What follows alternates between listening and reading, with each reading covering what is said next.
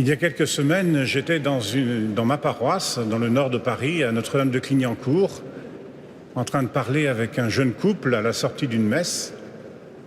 Et puis tout d'un coup, ils ont regardé à côté d'eux et leur petit garçon qui avait 3 ans avait disparu.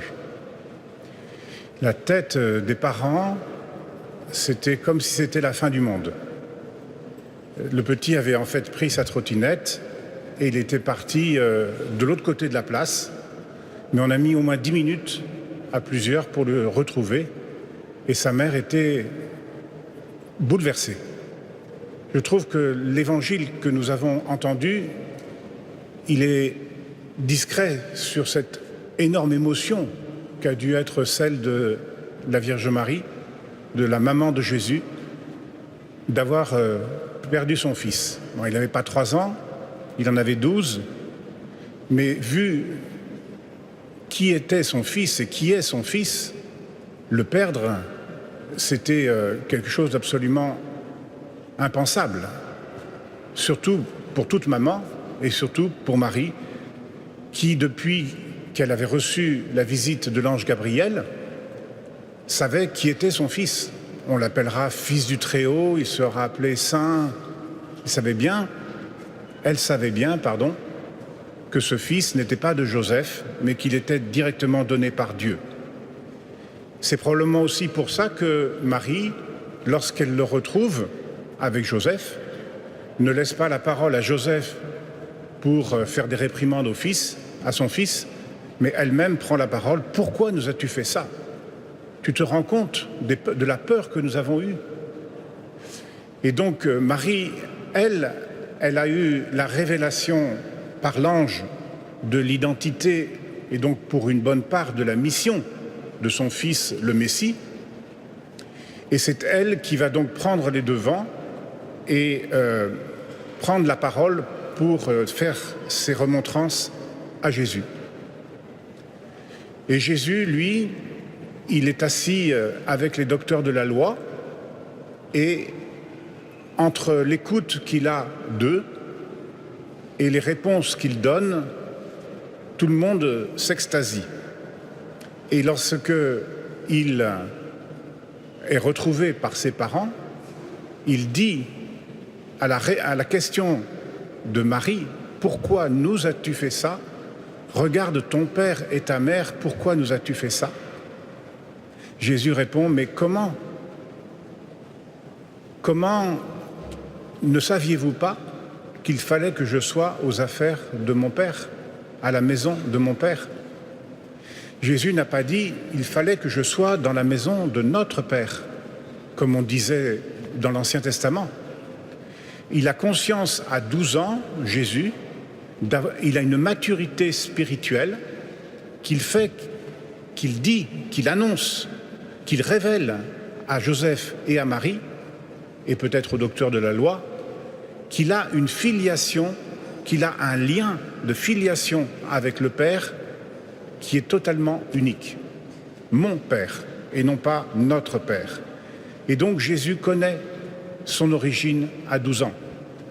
Parce que Marie, depuis que Jésus a commencé à lire et à écrire, Marie lui a appris, comme toutes les mamans, à lire l'hébreu dans la Torah, dans la Bible des Juifs. Et donc Jésus, dans son intelligence humaine, a appris par Marie qui il était.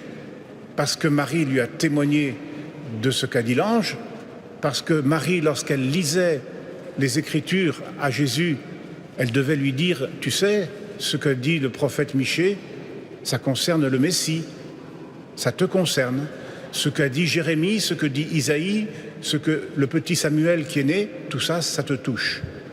Parce que tu es le Messie. » Et donc Jésus a grandi devant les hommes et devant Dieu, comme c'est dit à la fin de l'Évangile, et dans son intelligence humaine, on pourrait mettre des étapes dans sa vie de croissance par lesquelles il a appris qui il était.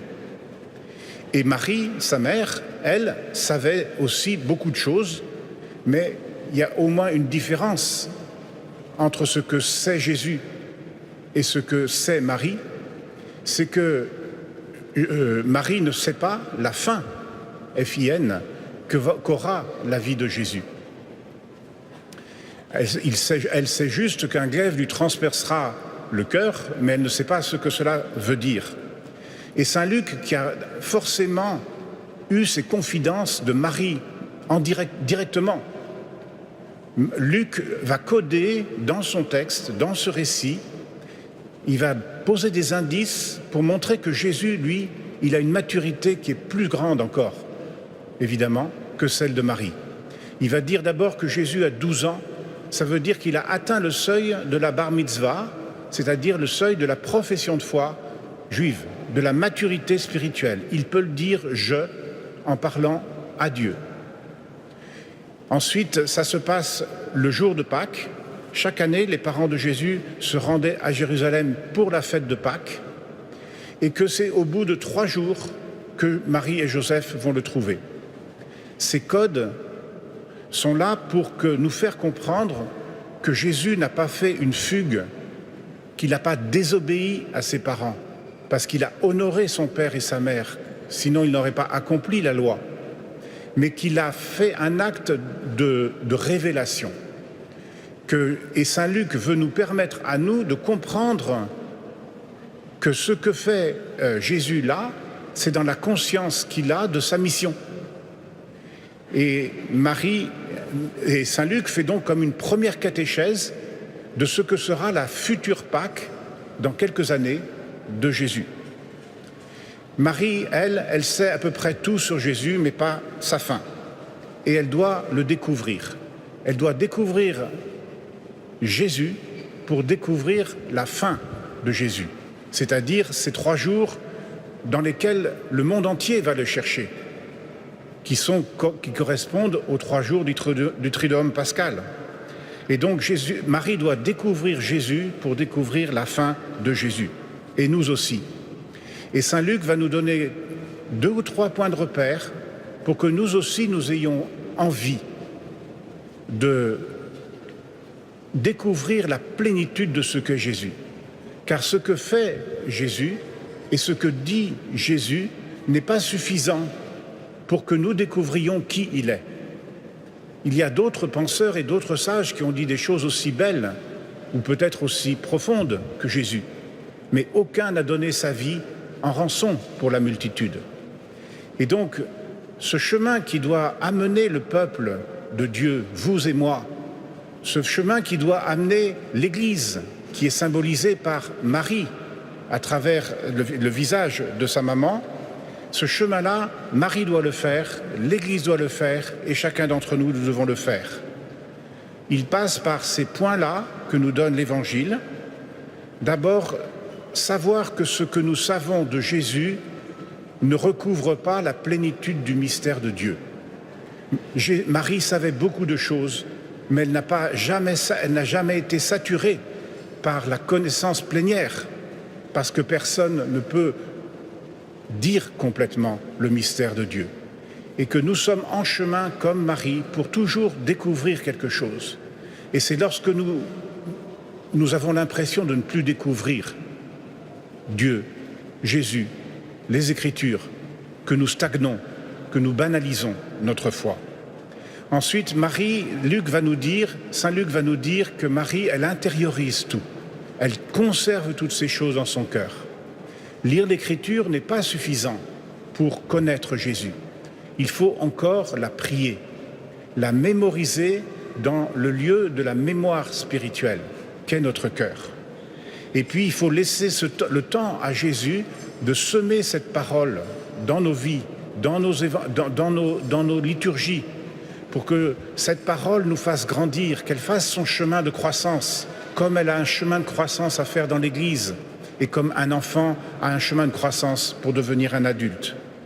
Et enfin, ce que saint Luc nous dit, c'est qu'il faut que nous faisions tout ce chemin pour laisser Jésus, pour oser laisser Jésus vivre ces 3 derniers jours, que seront le jeudi saint, le vendredi saint et le dimanche de Pâques.